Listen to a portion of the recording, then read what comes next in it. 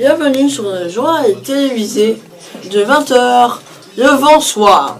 Je suis accompagné de la jeune Claire Chacal. Bonjour, aujourd'hui nous allons parler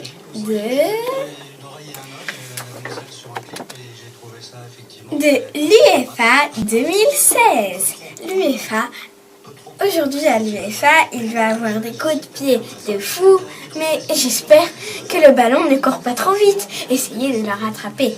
Et bien sûr, il doit avoir, d'après mes calculs, 11 concurrents sur le terrain, mais 5 ou 6 cartons jaunes vont atterrir, je suppose, et cartons rouges et tout ça.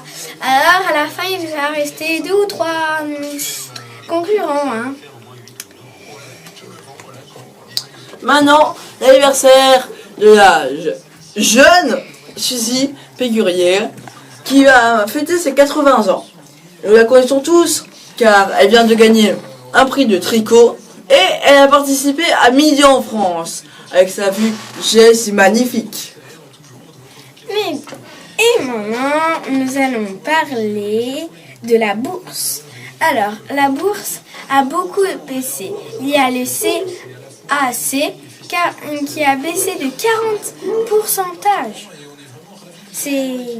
Et pour conclure, la météo avec Claire. En lisant mon journal, le matin, j'ai renversé mon café. En même temps, il y avait de quoi. Madame Suzy Pégurier a gagné le premier prix. Vous imaginez le premier prix de tricot. En même temps, elle a fait une cinquantaine de tricots.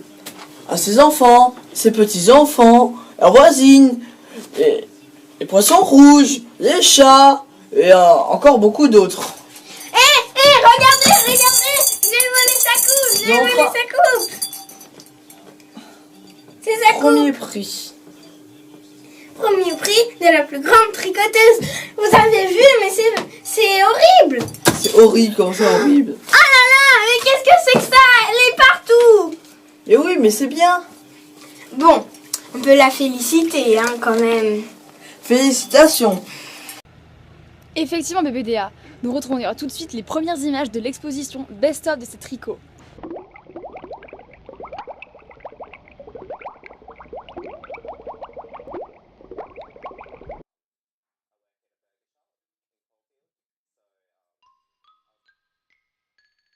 Nous apprenons que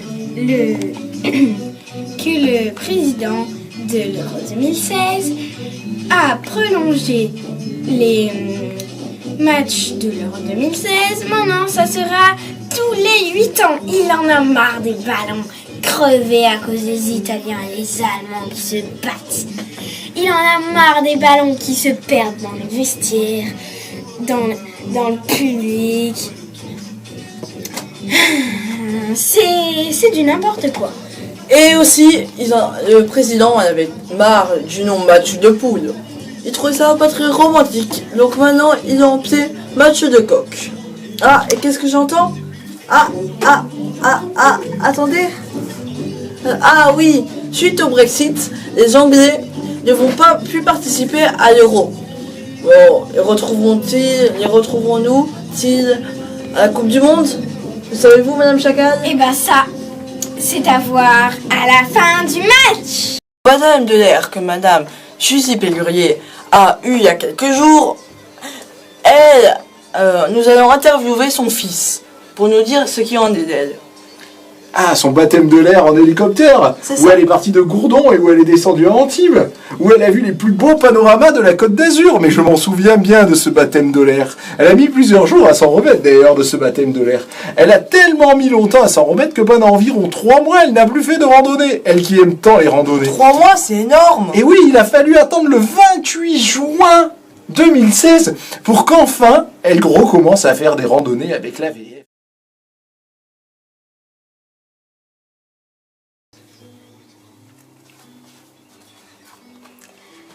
Aujourd'hui, nous commençons sur la météo. Et ben, vous savez quoi?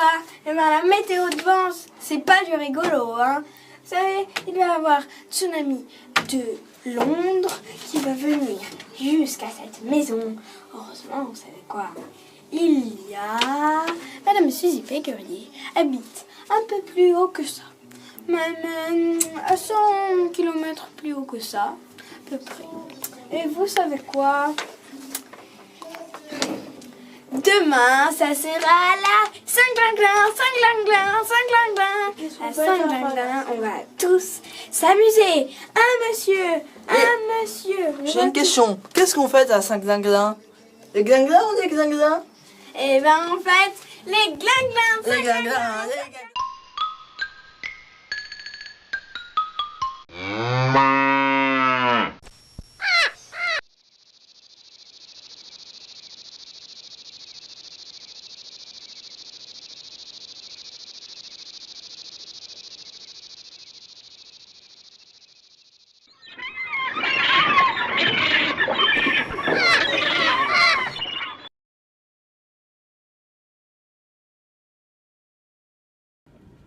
Bonsoir tout le monde. Toute l'équipe est partie à n'importe quel endroit du monde en tant qu'envoyés spéciaux interviewer des gens sur ce qu'ils allaient faire prochainement.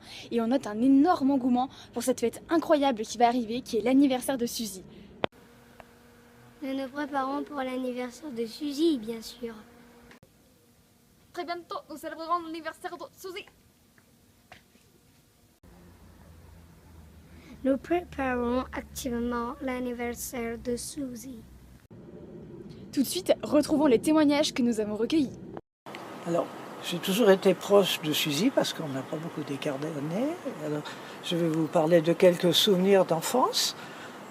Quand on était à moitié de Clermont, on s'amusait beaucoup. On n'avait pas de jeux parce que c'était la guerre, mais Suzy les inventait. Elle avait beaucoup d'idées. Alors, on jouait aux boutons, c'est-à-dire qu'on prenait les boutons de la boîte à boutons de notre mère. Et c'était des enfants. Alors les nôtres, c'était les plus jolis, nos enfants. Les autres, c'était moins jolis. Les boutons à 2 trous, c'était les filles, parce qu'ils étaient en général plus jolis que les garçons. Et les boutons à 4 trous, c'était les garçons. Donc on les emmenait à l'école, on les mettait 2 par 2 pour rentrer dans la classe. Et puis... Et des fois, ils faisaient de la gymnastique, alors on les faisait rouler, et comme ça, comme un cerceau, et ça faisait de la gymnastique. Et puis,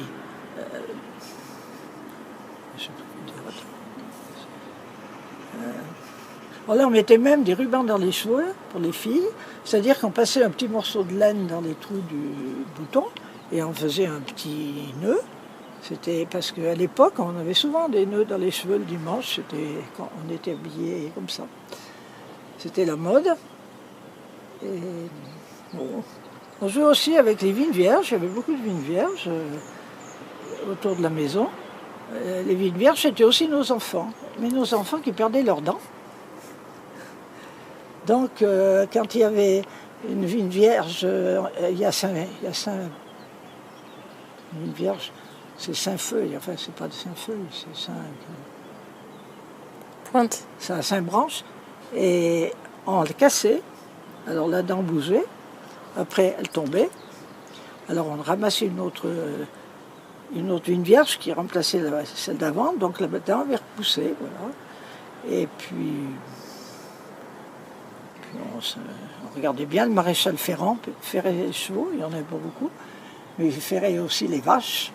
Et on s'amusait sur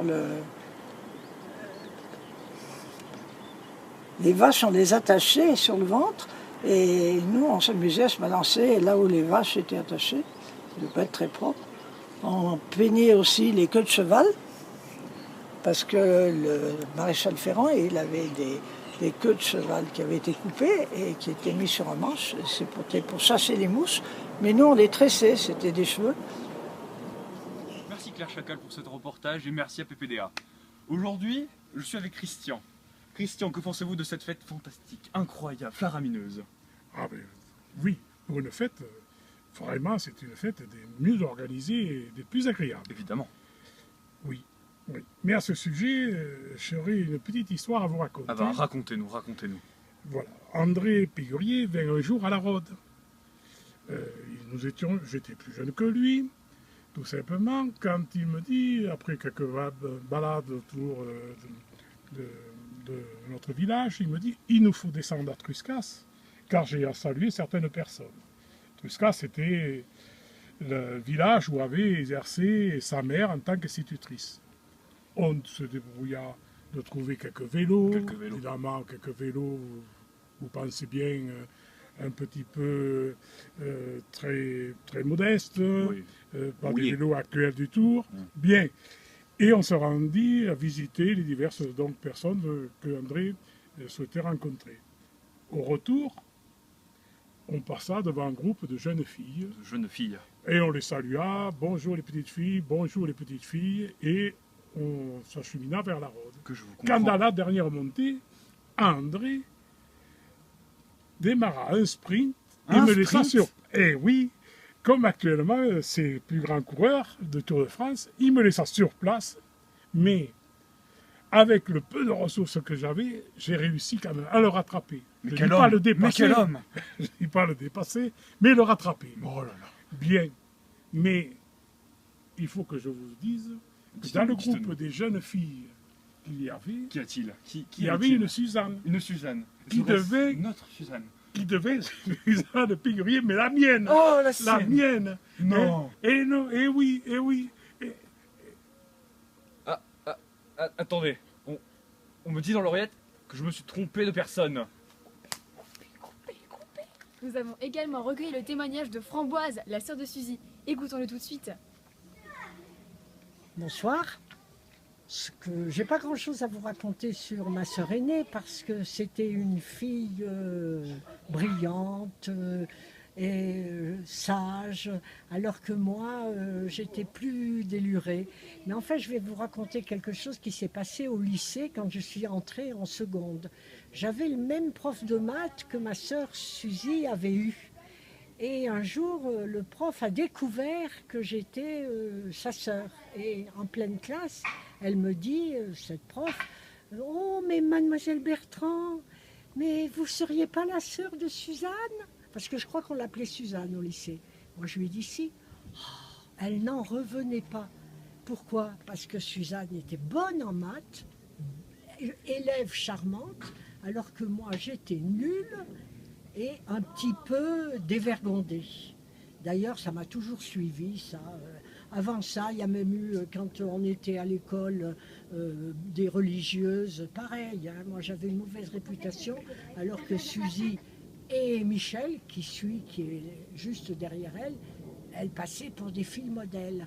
Mais enfin bon, elle s'est bien rattrapée, je me suis bien rattrapée, moi, et elle s'est un peu dévergondée. Donc, c'est devenu parfait. Bonsoir. J'espère que... Et tout de suite, chers téléspectateurs, nous avons retrouvé les images du puits que Suzanne Pégurier a foré à Waïgouya, près de Ouagadougou,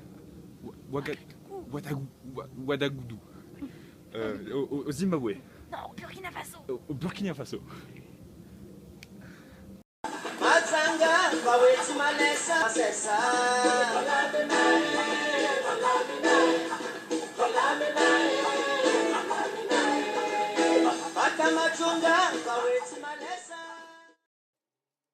Nous avons un envoyé spécial, Claire, je vous rends l'antenne.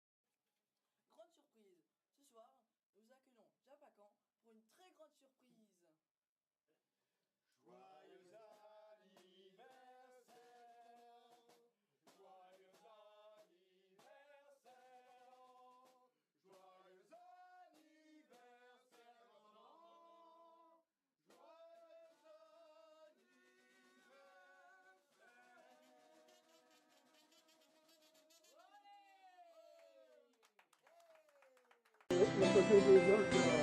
Juste en face de chez Suzanne Pégurier, une grenobloise installée avance depuis bientôt 40 ans.